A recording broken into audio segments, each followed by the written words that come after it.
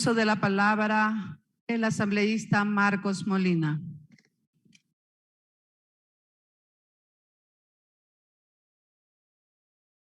Gracias, señora Presidente,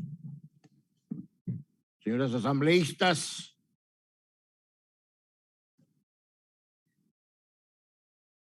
El día de hoy seguimos tratando la ley económica urgente, la cual tiene como objeto una profunda recaudación tributaria que, si bien es necesaria, la misma no puede estar por encima de la economía familiar. Más aún, porque su espíritu es fiscalista y recaudatorio. Más aún cuando las consecuencias de la pandemia nos han afectado económicamente a todos los ecuatorianos. He escuchado con detenimiento varias posiciones respecto a uno de los temas más importantes que trae esta ley, que es el aumento del impuesto a la renta para las personas naturales, que sus ingresos están por encima de los $3.500. Este tema innegablemente afecta a la clase media ecuatoriana. No podemos dejar de pensar de que la clase media es aquella que actualmente está dando un respiro a los ingresos permanentes del Estado a través de su recaudación actual. Ahora, ponerles una nueva carga tributaria va en contra de los propios principios de una economía libre que permite el desarrollo y la verdadera reactivación económica. Por otro lado, veo con gran preocupación, señores asambleístas, que permanece en este informe la contribución especial del patrimonio a las tierras agrícolas a nivel nacional. Esto realmente impide que nuestros agricultores y productores puedan empezar a salir de esta grave crisis económica que atravesamos. Considero que la verdadera discusión que deberíamos mantener es el de los incentivos que podrían establecer para el agro y no una nueva carga tributaria. Por otro lado, un tema que me ha llamado la atención es precisamente aquel que se ha establecido en la disposición general sexta del referido proyecto de ley. Pues en esta disposición, señores, se estaría prohibiendo que los recursos que se recauden vayan al presupuesto del Estado. Con ello, el Estado no podría contar con dichos recursos para utilizarlos como gastos permanentes.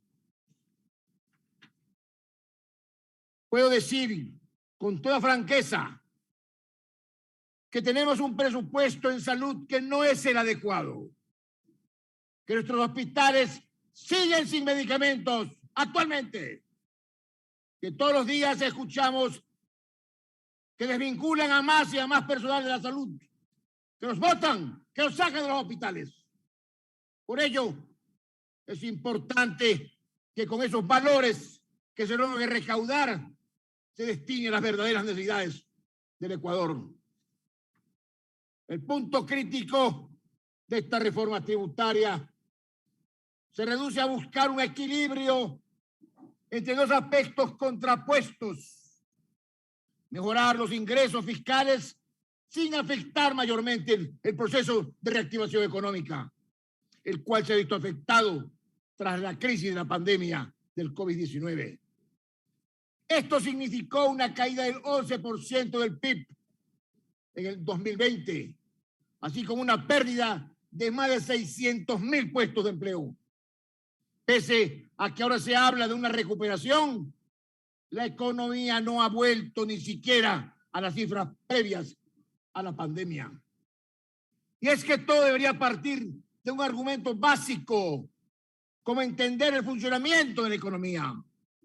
La crisis que tenemos en Ecuador tiene que ver con la reducción sustancial de la demanda agendada, agregada.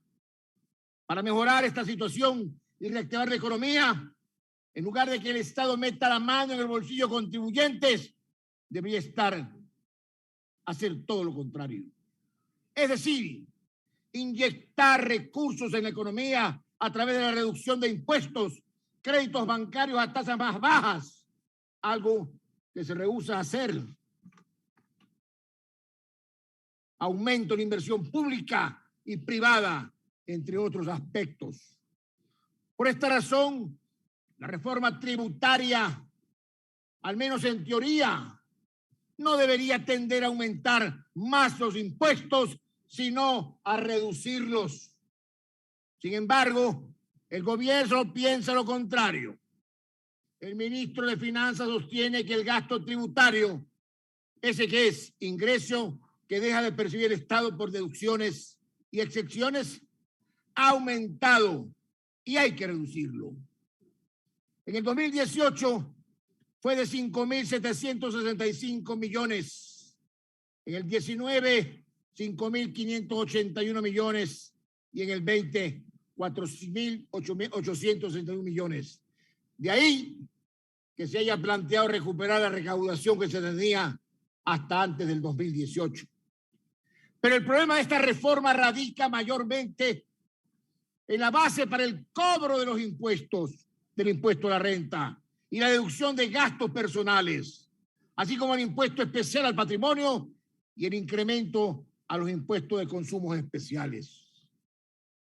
En unos casos afecta al sector de mayores ingresos, pero debe analizarse con detenimiento para que esta reforma no afecte a los estratos medios de la población y que de igual modo no frene el proceso de recuperación de las empresas y de la economía a las cuales afecta el impuesto a la renta y el impuesto al patrimonio. Primero, eliminar el cambio metodológico del impuesto a la renta para personas naturales. Segundo, desechar cualquier vicio de conflicto de intereses entre el Estado y los grupos de poder. Tercero, apoyar la eliminación de huecos fiscales, eliminar incentivos productivos y que jamás funcionaron, que se convirtieron en prebendas y que hacen más complejo al sistema tributario con un alto costo fiscal.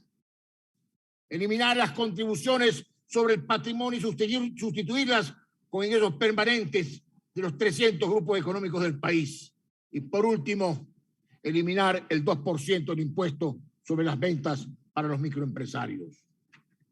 Por esta razón, señores asambleístas, solicito a la comisión que verdaderamente trabajen por el Ecuador y por el segundo debate, considerar estas observaciones que sean realmente muy claras y específicas y que de seguro mantendrán una tranquilidad en todas las familias ecuatorianas. Hasta aquí, señora presidenta.